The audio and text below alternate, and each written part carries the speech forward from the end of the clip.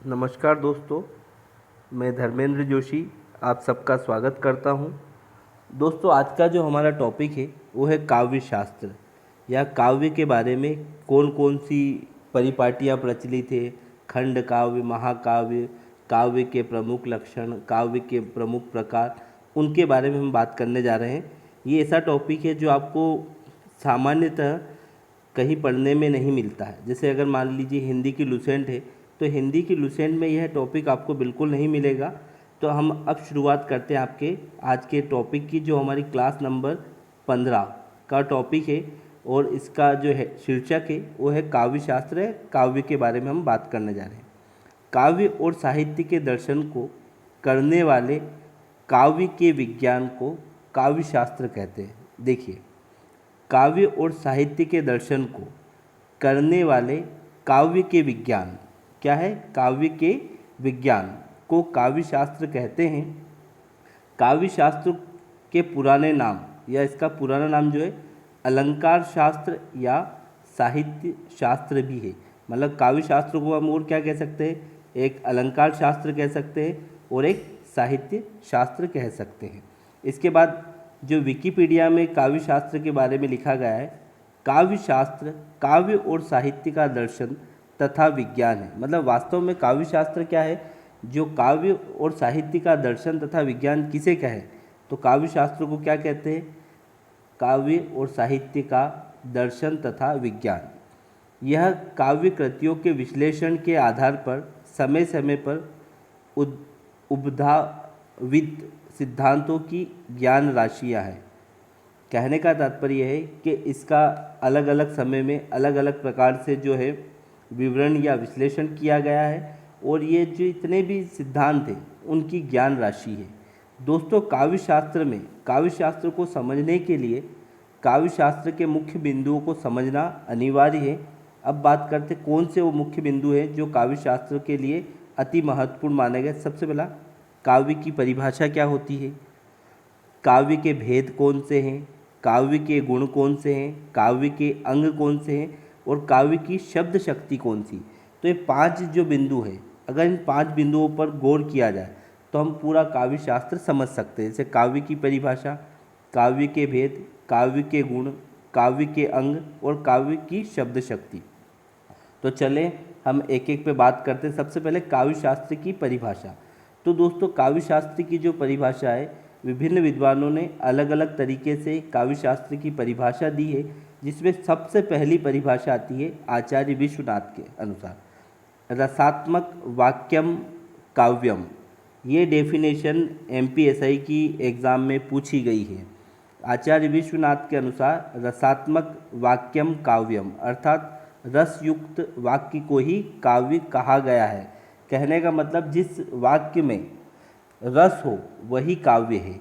फिर दूसरी जो डेफिनेशन आती है वो है पंडित जगन्नाथ के अनुसार, ये भी इम्पोर्टेंट है, राम रमणीयार्थ प्रतिपादक शब्दक काव्यम अर्थात रमणी शब्दों का अर्थ बताने वाले शब्द काव्य कहलाते हैं। रमणी शब्द का मतलब यहाँ पर क्या है कि जो मन को प्रसन्नचित कर दे, मन को खुश कर दे, तो ऐसे जो शब्द है वो क्या कहलाते हैं? आपके काव्य कहलाते हैं। तो पंडित जगन्नाथ के अनुसार क्या है? जगन्नाथ और राम रमणीयार्थ प्रतिपादक शब्दक काव्यम। तो यहाँ पे आपको ध्यान रखना, रमणीयार्थ एक शब्द और पंडित जगन्नाथ। फिर उसके बाद अगला जो आता है आचार्य भमाह के अनुसार, इन्होंने जो काव्य की परिभाषा दी, शब्दर्शो सहितो काव्यम अर्थात शब्द और उसके अर्थ के सम्मिश्रण को काव्य कहा गया है। यहाँ पे आचार्य भामा ने क्या कहा है? शब्दर्शो सहितो काव्यम अर्थात शब्द और उसके अर्थ के सम्मिश्रण को क्या कहा जाएगा? काव्य कहा जाएगा। आचार्य भमा के अनुसार क्या है? शब्दर्शो सहितो काव्यम मतलब शब्द सहित जो अर्थ होते हैं उनका सम्मिश्रण क्या कहलाएगा? काव्य कहलाएगा, आचार्य भामह के अनुसार। फिर आचार्य रुद्रट के अनुसार ननु शब्दार्शो काव्यम अर्थात लघु समन्वय को काव्य कहा गया। ननु शब्दार्शो काव्यम, ननु मतलब होता है छोटा। तो जैसे नाम देखिए आचार्य रुद्रट या रुद्र ननु, बस इतना ध्यान रखिए आप। उसके अलावा शब्दर्षो काव्यम। फिर आचार्य मम्मट के अनुसार तद दोष शब्दर्षो गुणवाल कृति पुन क्वापि, अर्थात दोष रहित गुण सहित और कहीं कहीं अलंकार विहीन शब्दों को काव्य कहा जाता है। दोस्तों काव्य के जो भेद हैं या प्रकार हैं, दो प्रकार हैं। एक सामान्य दृष्टि के आधार पर काव्य के भेद और एक है रचना के आधार पर काव्य के भेद। अब सामान्य दृष्टि के आधार पर काव्य के जो भेद हैं वो क्या है? वो सामान्यतः दो प्रकार के होते हैं। एक होता है श्रव्य काव्य, एक होता है दृश्य काव्य और एक होता है श्रव्य काव्य। मतलब ऐसा काव्य जिसे हम देख सकते हैं वो दृश्य काव्य है, और ऐसा काव्य जिसे हम सुन सकते हैं वो श्रव्य काव्य है। सामान्य दृष्टि से काव्य के दो भेद हैं, एक दृश्य काव्य और एक श्रव्य काव्य। आचार्य रुद्रट के अनुसार, जैसा कि हमने डेफिनेशन की बात करी है कि जो है ननु शब्दों काव्यम, फिर आचार्य मम्मट के अनुसार जो डेफिनेशन, फिर काव्य के जो भेद हैं, इसको डबल प्रिंट हो गया है पे। फिर यहाँ पे हम बात करते हैं सामान्य दृष्टि के आधार पर काव्य जो है दो प्रकार के हैं। उसके बाद आपका द्रव्य काव्य। दोस्तों द्रव्य काव्य क्या है? जिस काव्य में भावों का चमत्कार, संकेतों, अभिनय आदि के द्वारा प्रदर्शित होता है। द्रव्य काव्य की जगह हम ध्यान रखिए दृश्य काव्य, ये प्रिंटिंग मिस्टेक है। दृश्य काव्य जिस काव्य में भावों का चमत्कार, संकेतों, अभिनय आदि के द्वारा प्रदर्शित होता है और इन भावों से आनंद की अनुभूति होती है, उनके मिश्रण को ही दृश्य काव्य कहा जाता है। मतलब यहाँ पे द्रव्य नहीं है, क्या ध्यान रखना है आपको? दृश्य काव्य। फिर इसके बाद बात करते हैं दोस्तों संस्कृत में इसे रूपक कहा जाता है। दृश्य का मतलब क्या है? रूपक। उदाहरण जैसे महाराणा प्रताप, स्कंदगुप्त, सत्य हरिश्चंद्र, इनकी जो कथा है वो सब क्या दृश्य काव्य के माध्यम से हम देखते हैं। फिर आता है आपका श्रव्य काव्य, जिस काव्य में आनंद को सुनकर या पढ़कर प्राप्त किया जा सके, वहाँ श्रव्य काव्य होता है। श्रव्य काव्य मतलब श्रवण करना, और श्रवण कैसे किया जा सकता है? पढ़कर या सुनकर। जबकि दृश्य काव्य में क्या होता है? देखकर। फिर श्रव्य काव्य जो है इसका उदाहरण क्या है? रामचरितमानस बिल्कुल पढ़कर या सुनकर, कामायनी पढ़कर या सुनकर। तो ये आपके श्रव्य काव्य के उदाहरण हैं। फिर रचना के आधार पर जो काव्य होते हैं, रचना के आधार पर काव्य तीन प्रकार के होते हैं जो महत्वपूर्ण है और एग्जाम में पूछा भी गया है कई बार क्वेश्चन कि रचना के आधार पर काव्य कितने प्रकार के हैं दोस्तों? तो तीन प्रकार। पहला है पद्य काव्य, गद्य काव्य और फिर है चंपू काव्य। तो ये तीन तरह के जो है काव्य, पद्य काव्य, गद्य काव्य और चंपू काव्य। फिर दोस्तों इसके बाद बात करते हैं पद्य काव्य। पद्य मतलब जो पंक्तिबद्ध रचनाएं होती, वह काव्य रचना जिसमें रस, छंद, अलंकार के अलावा यदि गति, लय आदि का समावेश होता है और यहाँ से आनंद युक्त भाव उत्पन्न होते हैं, तो इसे पद्य काव्य कहा जाता है। मतलब जो पंक्तिबद्ध हो, जैसे कविता, पंक्तिबद्ध हो जैसे कविता, इसका एग्जाम्पल हम मान सकते हैं जो पद्य काव्य में शामिल होता है। फिर इसके बाद आता है आपका पद्य काव्य दो प्रकार के होते हैं, एक होता है प्रबंध काव्य और एक मुक्तक काव्य। मतलब पद्य काव्य जो पंक्तिबद्ध काव्य हैं वो दो प्रकार के, एक है प्रबंध काव्य और एक होता है मुक्तक काव्य। दोस्तों यहाँ बात करते हैं प्रबंध काव्य की। तो प्रबंध काव्य क्या है? वह काव्य रचना जो किसी कथा पर आधारित हो और समस्त योजना लोक नायक को केंद्र मानकर बनाई गई हो। प्रबंध काव्य मतलब एक तरह से मैनेजर। मतलब इसमें क्या होता है? एक व्यक्ति होता है जिसको आधार मानकर पूरी की पूरी कथा उसके इर्द गिर्द चलती है। प्रबंध काव्य का जो बेस्ट एग्जाम्पल है वो है आपका रामचरितमानस, जिसमें कि श्री राम जी के इर्द गिर्द पूरा का पूरा काव्य घूमता। फिर एक कामायनी, इसका एग्जाम्पल। प्रबंध काव्य के तीन भेद हैं या तीन प्रकार हैं जिनकी हम बात करते हैं। पहला है आपका महाकाव्य, खंड काव्य और अशाव्यगतियाँ। तीन प्रकार होते हैं, महाकाव्य, खंड काव्य, अशाव्यक्तियाँ। इसमें से बात करें सबसे पहले महाकाव्य। महाकाव्य किसी विशेष लोक या लोक नायक पर आधारित होता है। इसकी जीवन की या इनके जीवन की समस्त घटनाओं का क्रमबद्ध समावेश महाकाव्य में होता है, जबकि खंड काव्य में नहीं होता। जैसे हम बात करें रामचरितमानस महाकाव्य है, तो इसमें क्या श्री राम जी के जीवन का जन्म से लेकर अंत तक का बिल्कुल एक क्रमबद्ध वर्णन मिलता है। इसके बाद बात करें महाकाव्य में सर्ग और सोपान में विभाजित होता है। सर्ग और सोपान का मतलब इसके पार्ट, सर्ग और सोपान मतलब इसके पार्ट होते हैं। और किसी भी महाकाव्य में अधिकतम 8 सर्ग, कम न्यूनतम, अधिकतम नहीं न्यूनतम 8 सर्ग होना चाहिए। किंतु यहाँ पर एक चीज़ ध्यान रखना आपको कि रामचरितमानस इसका अपवाद है, जिसमें 7 सर्ग हैं, मतलब इसके 7 पार्ट हैं। और इसके अलावा अधिकतम कितने, मतलब इसमें न्यूनतम इतने कितने सर्ग होना चाहिए, 8 सर्ग से अधिक होने चाहिए, 8 हो सकते।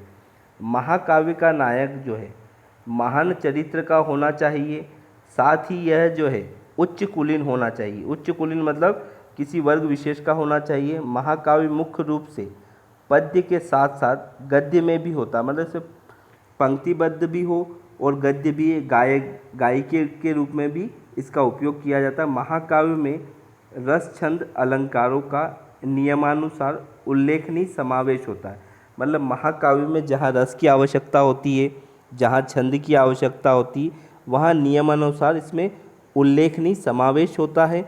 महाकाव्य जो है एक घटना के समाप्त होने पर आने वाली दूसरी घटना रस छंद एवं अलंकार में परिवर्तन होने के संकेत देती। मतलब महाकाव्य में कोई एक घटना है, जैसे मान लीजिए सुंदरकांड है, सुंदरकांड के बाद जब लंका कांड की शुरुआत होती है, तो उससे पहले जो है संकेत क्या मिलेगा आपको, रस छंद अलंकार में परिवर्तन होगा।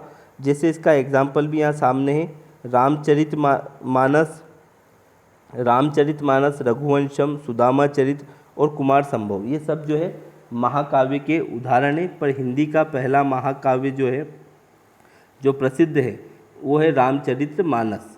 फिर बात करते हैं खंड काव्य। खंड काव्य महाकाव्य की अपेक्षा एक छोटी रचना होती है, जो किसी विशेष लोग के संपूर्ण जीवन में किसी एक विशेष घटना पर आधारित होती है। खंड काव्य सर्ग और सोपान में विभाजित नहीं होता, मतलब इसमें क्या है, पार्ट नहीं होते, ये एक ही पार्ट में पूरा का पूरा डिस्क्राइब होता है, विभाजित नहीं होता है।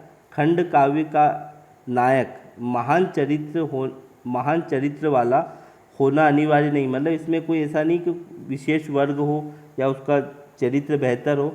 खंड काव्य में सभी रसों का समावेश होना अनिवार्य नहीं है।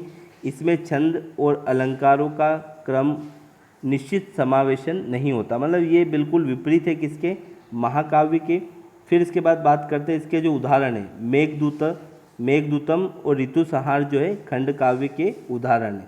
फिर उसके बाद करते हैं असाव्यगतियाँ, यह काव्य रचना में जिसमें किसी मानव सहित या प्रकृति का यथार्थ सत्य घटनाओं का उल्लेख किया जाता है, असाव्यगतियाँ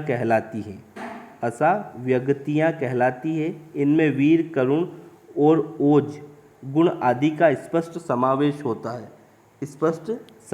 होता है। असाव्यक्तियों का जो उदाहरण है वो है सुभद्रा कुमारी चौहान और झांसी की रानी। फिर बात करते हैं मुक्तक काव्य। वे काव्य रचना जिसमें रस, छंद, अलंकार, भावों का क्रमबद्ध समावेश नहीं होता है, अर्थात यह काव्य रचना के प्रत्येक छंद स्वतंत्र रूप में अपना अपना भाव प्रकट करते हैं, उसे मुक्तक काव्य कहते हैं। जैसे मीरा के दोहे, रहीम के दोहे, सूरदास के दोहे और कबीर के दोहे। दोस्तों, मुक्तक काव्य के जो हैं 2 प्रकार हैं। पहला है गीति काव्य और दूसरा है पाठ्य काव्य। गीति काव्य जो काव्य गाए जा सकते हैं उन्हें गीति काव्य कहते हैं, और जो काव्य मुक्त हो वो गति काव्य कहलाते हैं। मतलब जो काव्य गाए जा सकते हैं वह गीति काव्य कहलाते हैं, और जो काव्य मुक्त हो गीति काव्य कहलाते, मतलब ये काव्य एक तरह से मुक्त होते हैं और गीत इनको गाया जा सकता है। पाठ्य काव्य का क्या है, जिस काव्य की रचना को पढ़ा जा सके वो पाठ्य काव्य होता है। मतलब एक तो गाने वाला गीति काव्य, पढ़ने वाला पाठ्य काव्य। अब बात करते हैं गद्य काव्य की। दोस्तों, गद्य काव्य जो है वह काव्य रचना जिसको लय तुक के आधार पर गायन नहीं किया जा सकता।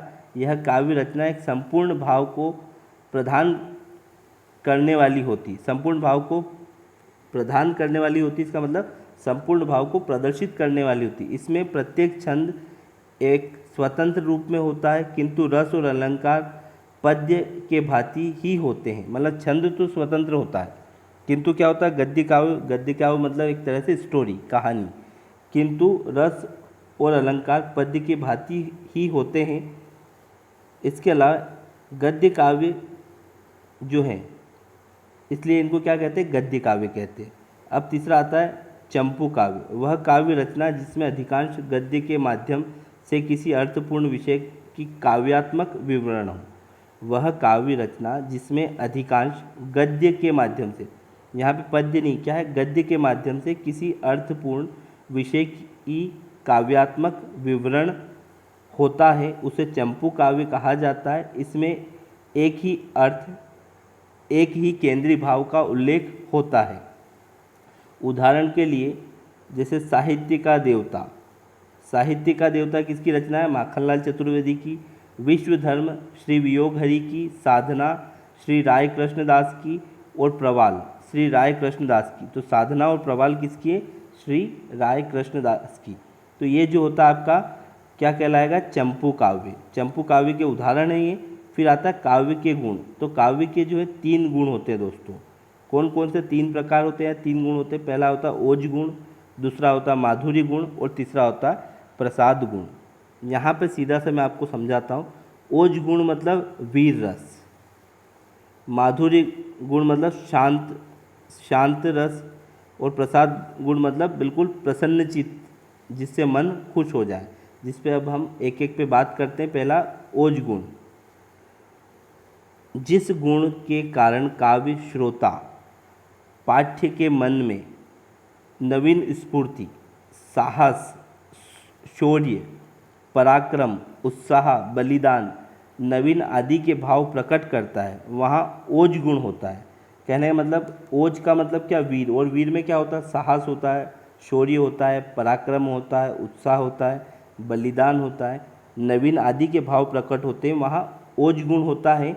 इसमें कठिन संयुक्ताक्षर का उपयोग होता है। मतलब इसके जो वर्ड लेटर हैं, जो वर्ण हैं, वो क्या है, कठिन होते हैं। जैसे क्षत्रज्ञ श्र, ये जो है संयुक्त अक्षर जो अगर आपको दिख जाए पंक्ति में तो वहाँ पे ओज गुण होता है। और इसमें जो रस की प्रधानता है वो कौन सी है, वीर रस, भयानक और रौद्र आदि रसों का समावेश होता है। मतलब वीर रस, रौद्र रस और भयानक जो है रस इसमें प्रधान होते हैं। 3 रस, वीर, रौद्र और भयानक। इसका जो उदाहरण, छोड़ देंगे मार्ग तेरा, विहन बाधा सहन कर, काल अभिनंदन करेगा, आज तेरा समय सादर।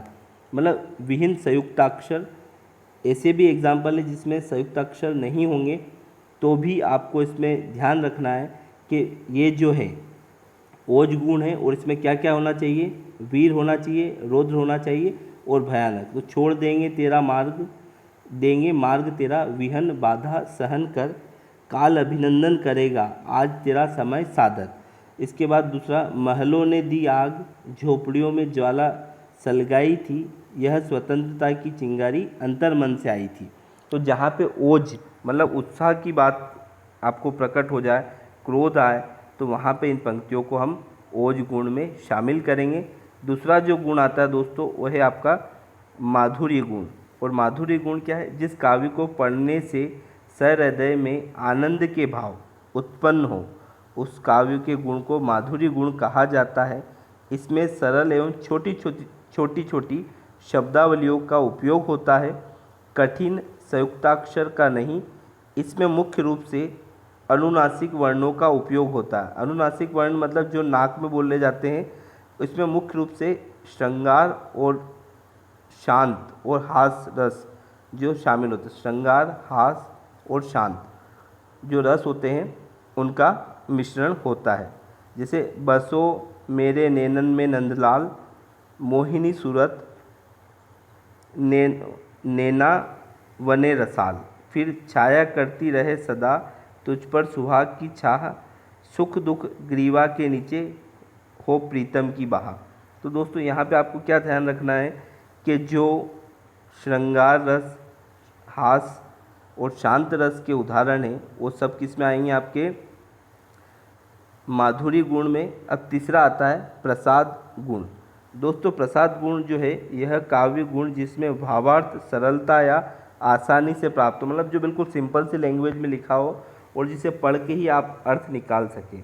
इसमें सरल और सुबोध अक्षरों का उपयोग किया जाता है। यह गुण लगभग सभी रसों में होता है। जैसे बात करते हैं यहाँ पर उदाहरण के साथ, उठो लाल अब आँखें खोलो, पानी लाई मुँह धो लो, बीती रात कमंडल फूले उनके ऊपर भंवरे झूले। ये जो है काव्य के 3 गुण थे। सबसे पहला ओज गुण, फिर आपका प्रसाद गुण और फिर ओज, माधुरी और प्रसाद। ओज आप इसको ऐसे याद सकते, ओज, माधुरी और प्रसाद, OMP। सबसे पहले ओज आता है, फिर माधुरी आता है और प्रसाद आता है। ये 3 गुण हैं और इन गुणों की पहचान करना है। एग्जाम्पल में पूछता है एग्जाम में, जब पूरा एग्जाम्पल लिख के कि ये किसका उदाहरण है।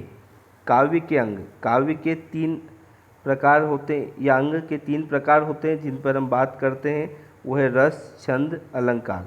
मतलब काव्य के 3 अंग या प्रकार हैं, रस, छंद और अलंकार। कहने का तात्पर्य पूरा का पूरा काव्य इस पर डिपेंड करता है, इन 3 चीज़ों पर।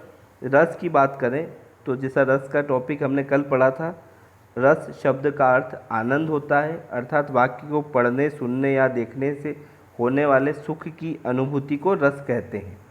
फिर उसके बाद रस के 4 अंग होते हैं, अनुभाव, विभाव, संचारी भाव और स्थायी भाव। अनुभाव मतलब जो हमें फील होता है, विभाव जो हमारे अंदर प्रकट होते हैं, संचारी भाव जो चलने वाले भाव और स्थायी भाव जो सहृदय के हृदय में चिरकाल तक विद्यमान होते हैं। फिर बात करते हैं रस के जो 11 भेद होते हैं, वर्तमान में 11, मुख्य रूप से 9।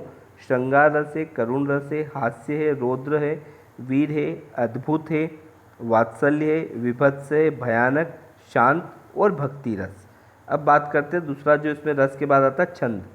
छंद शब्द का निर्माण छद धातु से, यहाँ चंद नहीं छद, छद धातु से हुआ है, जिसका अर्थ होता है खुशी प्रदान करना या उत्साह प्रदान करना। हिंदी साहित्य में मात्राओं की गिनती, अक्षरों की गिनती, यति और अक्षरों के गति से की गई रचना को छंद कहते हैं।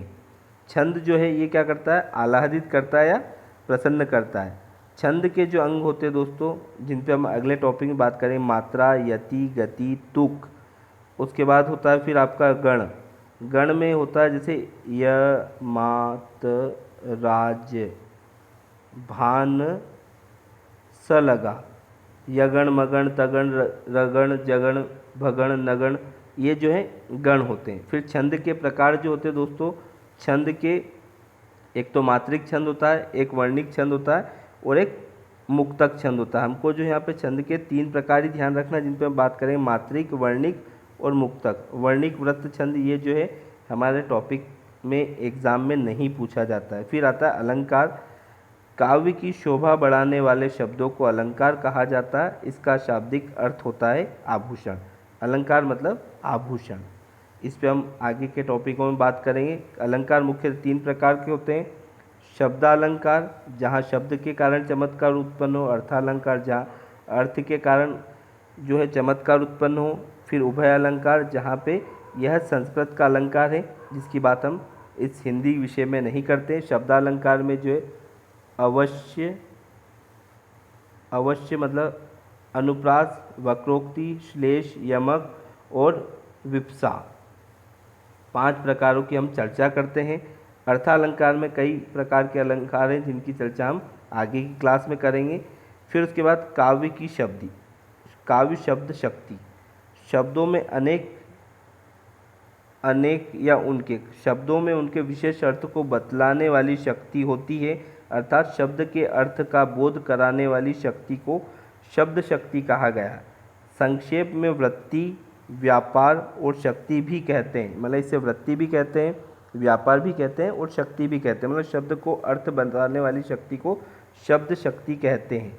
शब्द शक्ति जो है दोस्तों, यह 3 प्रकार की होती है। अभिधा, व्यंजना और लक्षणा। अभिधा, व्यंजना, लक्षणा क्या होती है, इन पर हम बात करते हैं। अभिधा शब्द शक्ति, जिस शक्ति के माध्यम से शब्द का साक्षात एवं सांकेतिक अर्थ का बोध होता है, वहाँ पर अभिधा शब्द शक्ति होती है। देखिए यहाँ पे क्या है, जिस शक्ति के माध्यम से शब्द का साक्षात एवं सांकेतिक, सांकेतिक मतलब इंडिकेशन के द्वारा अर्थ का बोध होता है, वहाँ पर अभिधा, ये भी लिखते हैं, कई कई भालू का भी लिखते हैं। अभिधा शब्द शक्ति होती है। इसका एग्जाम्पल अगर हम बात करें तो निराला की जो प्रारंभिक पंक्तियाँ थी वो अभिधा शब्द शक्ति से जुड़ी हुई थी। फिर आता है व्यंजना शब्द शक्ति। दोस्तों, व्यंजना शब्द शक्ति अभिधा और लक्षणा के असमर्थ हो जाने पर जिस शब्द शक्ति के माध्यम से, मतलब जहाँ पे अभिधा और लक्षणा के द्वारा अर्थ ना समझ में आए, अभिधा और लक्षणा के असमर्थ हो जाने पर जिस शक्ति के माध्यम से शब्द के अर्थ का बोध होता है, उसे व्यंजना शब्द शक्ति कहा जाता है। इसमें दैनिक जीवन से सामयिक घटनाओं के माध्यम से किसी कार्य के संपन्न शुरू करने आदि के संकेत मिलते हैं। मतलब ये क्या है, डेली रूटीन के जो वर्ड हैं या जो सेंटेंस है वो व्यंजना शब्द शक्ति में शामिल होते हैं, जिससे सूर्यास्त हो गया है। फिर बात करते हैं लक्षणा शब्द शक्ति। दोस्तों, इस शब्द शक्ति में अभिधा असमर्थ होती है, किंतु उल्लेखित वस्तु या पदार्थ के गुण या लक्षण के आधार पर शब्दों का अर्थ का बोध होता है। वहाँ पर लक्षणा शब्द शक्ति होती, इसमें मुख्यार्थ का अभाव होता है, अतः इनके अर्थ की अनिश्चितता का बोध होता है। कहने का तात्पर्य है कि लक्षणा में केवल लक्षण प्रकट होते हैं। इस शब्द शक्ति में अभिधा असमर्थ होती है, किंतु उल्लेखित वस्तु या पदार्थ के गुण या लक्षण के आधार पर शब्दों के अर्थ का बोध होता है। फिर से एक बार पढ़ता, लक्षणा शब्द शक्ति में अभिधा असमर्थ होती है, किंतु उल्लेखित वस्तु या पदार्थ के गुण या लक्षण के आधार पर शब्दों के अर्थ का बोध होता है। वहाँ पर लक्षणा शब्द शक्ति होती है, इनमें मुख्यार्थ का अभाव होता है, अतः इनके अर्थ में अनिश्चितता का भाव होता है। जैसे अनिश्चितता का भाव 9, 10, 2, 11 होना, मतलब ऐसे सेंटेंस जहाँ पर फिक्स नहीं हो सकता किंतु इंडिकेशन आए, वहाँ पे आपका कौन सा होता है, वो है आपका लक्षणा शब्द शक्ति। फिर व्यंजना मतलब फिक्स होना, और अभिधा शब्द शक्ति जिस शक्ति के माध्यम शब्द का साक्षात एवं सांकेतिक अर्थ प्रकट होता हो। तो दोस्तों, ये जो है आज का हमारा टॉपिक था, जिसमें हमने काव्य के बारे में बात की। इस क्लास को आप थोड़ा सा गौर से देखें और इसको पढ़ें, क्योंकि ये आपके लिए पहली बार पढ़ने वाला टॉपिक जो है वो होने जा रहा है। इसमें कहीं कोई डाउट आता है तो मैं और उसको क्लियर करूँगा। इसके अलावा जो शब्द शक्ति, अभिधा, लक्षणा, व्यंजना या काव्य, इसका एक और वीडियो बनाऊंगा जिसको और इजी लैंग्वेज में आपके सामने प्रस्तुत करूंगा। तो आपको वीडियो कैसा लगा, आप लाइक एंड शेयर करें और ज़्यादा से ज़्यादा अपने दोस्तों को हिंदी विषय के साथ जोड़ने का प्रयास करें। धन्यवाद। आपका दिन मंगलमय